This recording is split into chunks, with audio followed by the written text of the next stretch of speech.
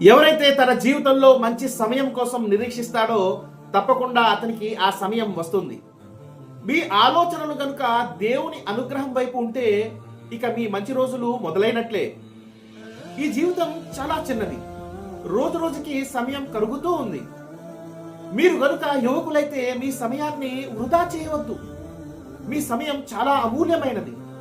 మీ సమయాన్ని మంచి పనులు చేయడానికే వెచ్చించండి. సత్కర్మలు చేస్తూ ఉండండి. ప్రతిఫలంగా దేవుడు మీకు మంచి ఆరోగ్యం, ఎనలేని మనశ్శాంతిని అనుగ్రహిస్తాడు. ఈ రెండు ఉన్నవాడే ప్రపంచంలో అన్నిటికంటే ధనవంతుడు. అలా అని దేవుడు ధనాన్ని ఇవ్వకుండా ఉండడు, ధనాన్ని కూడా ప్రసాదిస్తాడు. మై డియర్ యంగ్ ఫ్రెండ్స్, చేతి పారాణి రంగు ఏ విధంగా మనకు తెలియకుండా కనుమరుగైపోతుందో ఆ విధంగా మీ యవ్వనం కూడా కనుమరుగైపోతూ ఉంటుంది. మనందరి పెద్ద ఏమర్పాటు మన సమయమే. ముఖ్యంగా యువకులు నా మాట గమనించాలి. యవ్వనంలో చేసే ఆరాధనలు, యవ్వనంలో చేసే సత్కర్మలంటే దేవునికి చాలా ఇష్టం. యవ్వనంలో గనుక తన తప్పులు తెలుసుకొని క్షమాపణకి అర్జించినట్లయితే దేవుడు తొందరగా ఆ తప్పులను క్షమించేస్తాడట.